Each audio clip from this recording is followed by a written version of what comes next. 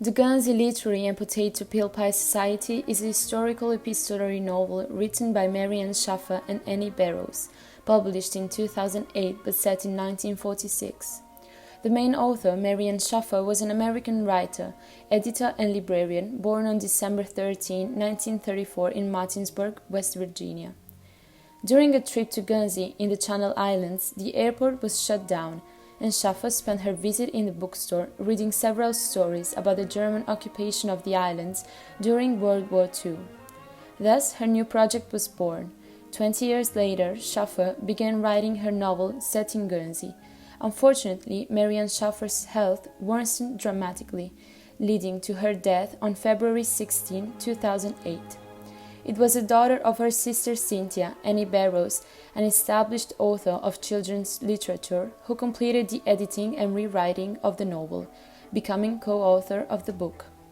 The book is divided into two parts. The first part begins with 32-year-old writer Juliet Ashton on tour across England to promote her latest book. Through the first letters, we get to know the person Juliet can always count on, her publisher and best friend, Sidney Stark. During the tour, she is seduced by the mysterious and charming Mark Reynolds, with whom she later begins a love affair. On January 12, Juliet receives the first letter coming from Guernsey, from a man named Dozie Adams, who is in possession of her copy of Essays of Elia and who wants to know more about the author, Charles Lamb. Juliet is very intrigued by Dozie and his stories about the Guernsey Literary and Potato Peel Pie Society and wants to find out more about it. After learning that the society was born as a cover for residents breaking curfews during the German occupation of Guernsey, Juliet begins a correspondence with several members. This is how the protagonist begins to get passionate about their stories. The islanders had to suffer severe material and moral deprivation, but despite the poverty and sadness of their lives, there were also moments of relief and joy, thanks above all to the generosity of Elizabeth McKenna, the founder of the society. Juliet then learns of Elizabeth's arrest by the Germans and that the members of the society are raising her daughter Kit. The second part starts with Juliet's trip to Guernsey, where she is welcomed as an old friend. During this period, the society receives the sad news of Elizabeth's death. Meanwhile, Juliet rejects Mark's marriage proposal.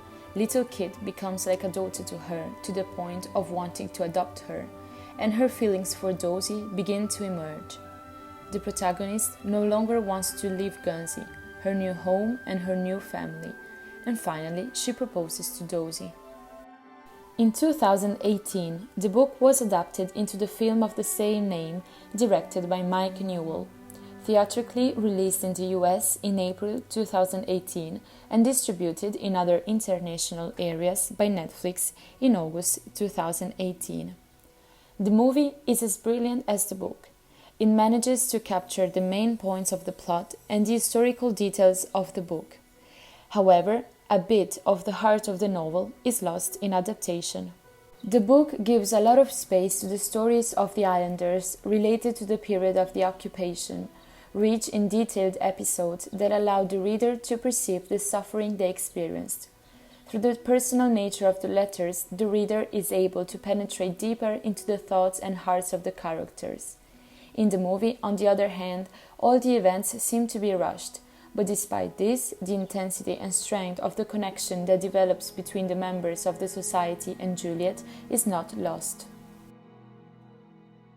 Through the movie, it is possible to perceive more of the complicity that there is between Juliet and Dozie, which gives birth to a pure and spontaneous love story. The atmosphere and setting of the movie are exceptional. Although it was shot in parts of Devon, Bristol and London instead of Guernsey, the harsh rocky landscape of coastal Britain is breathtaking. The historical period is also accurately depicted and the attention to detail of the costumes and props is impeccable. A very important aspect of the novel is the love of all the characters for books. The novel largely explores the power of literature to bring people together and provide support in difficult times. From the beginning, the books themselves are considered to be symbols of connection. The shared interest in literature, on one hand, provided a connection point between two perfect strangers, Juliet and Dozy. On the other hand, the friendships that were formed thanks to the literary society and the ideas that the members discovered through reading were what allowed them to survive during the occupation. War is a central element, and its effects are visible throughout the story, both in the characters and in the description of the places that serve as background to the story. Juliet lost her apartment due to the bombings. The streets of London are devastated. Guernsey Island is still dotted with the fortifications built by the German forced workers. The people, haunted by the tragedies, personal losses and hunger they have suffered, are trying hard to return to normal life. Juliet is struck by the way the islanders speak of the Germans. While some Nazis were unquestionably cruel to the people of Guernsey, others showed a lot of kindness and compassion. In portraying German soldiers as individuals and not as insensitive monsters, the novel ultimately suggests that war can be both humanizing and dehumanizing for all those who are involved. The letters portray a complex system fueled by power and hunger, in which some soldiers become more human, while others, such as the islanders who expose the behavior of their neighbors in order to obtain favors from the Nazis, become less human. Last but not least, in the book we can find every form of love, from infatuation to friendship, from romantic love to family love. The importance of the family itself also emerges. The book teaches us, in fact, that there is not only one correct way to form a family. The most important thing, instead, is that the members of it, biological or not, provide unconditional love, care, and protection.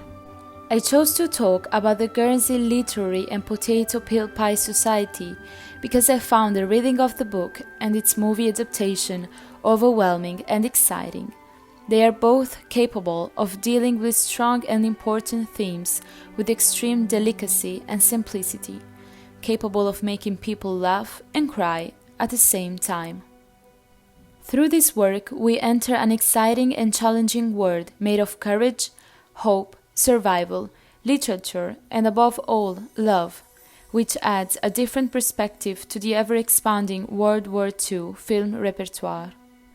One aspect that history teachers often overlook is that the British Channel Islands faced atrocious experiences having to live on the same small piece of land with their enemies, with no way out and completely isolated from the rest of the world. The story shows how deeply the lives of the people of Guernsey were affected and how difficult it is to heal such deep wounds once the war is over, which is incredibly moving. It is therefore an original and different story that shows the power of books to bring people together and the power of art as a source of hope and refuge from the difficulties of everyday life.